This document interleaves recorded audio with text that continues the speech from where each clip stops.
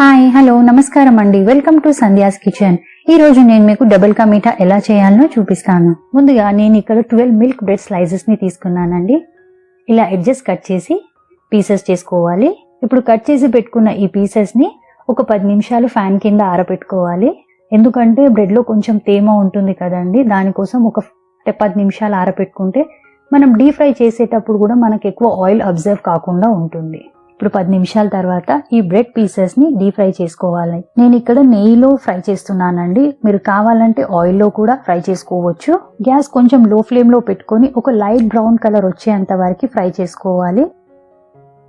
ఇక్కడ bread pieces ready అయిపోయాయి. Next ఇప్పుడు షుగర్ సిరప్ రెడీ చేసుకోవాలి. ఇప్పుడు షుగర్ సిరప్ కోసం 4 కప్పుల వాటర్ ని బాయిల్ చేసుకుంటున్నా.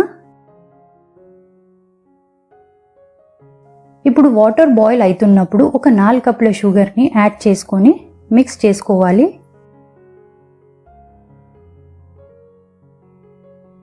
షుగర్ కొంచెం పాకం వచ్చే వరకు మిక్స్ చేస్తూ ఉండాలి.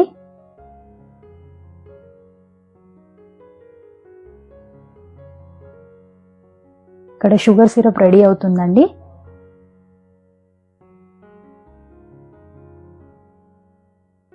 ఇప్పుడు నెక్స్ట్ మనం మిల్క్ బాయిల్ చేసుకోవాలండి. ఇక్కడ నేను 1/2 లీటర్ మిల్క్ తీసుకున్నానండి.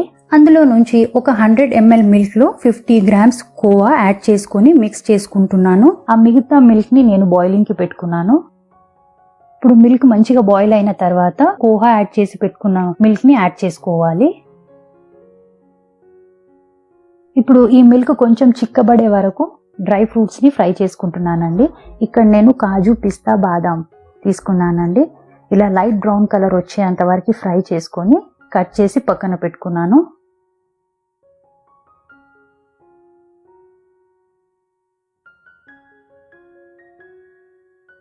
ఇప్పుడు మనకి ఇక్కడ మిల్క్ బాయిల్ అయిందండి, కొంచెం చిక్కబడ్డది. ఇప్పుడు ఇందులో మనము 1 స్పూన్ ఇలాచీ పౌడర్ యాడ్ చేసుకోవాలి. ఇప్పుడు ఫ్రై చేసి పెట్టుకున్న డ్రై ఫ్రూట్స్ ని యాడ్ చేసుకోవాలి.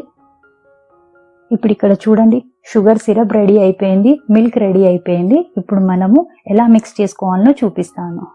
ముందుగా ఒక గిన్నెలో ఈ బ్రెడ్ పీసెస్ ని వేసుకోవాలండి. గ్యాస్ ఆన్ చేసుకొని నెక్స్ట్ షుగర్ సిరప్ ని యాడ్ చేసుకోవాలి. ఇందులో లైట్ గా కలుపుకుంటూ ఒక పొంగు వచ్చాక నెక్స్ట్ ఇందులో మనం మిల్క్ ని కూడా యాడ్ చేసుకుందాం.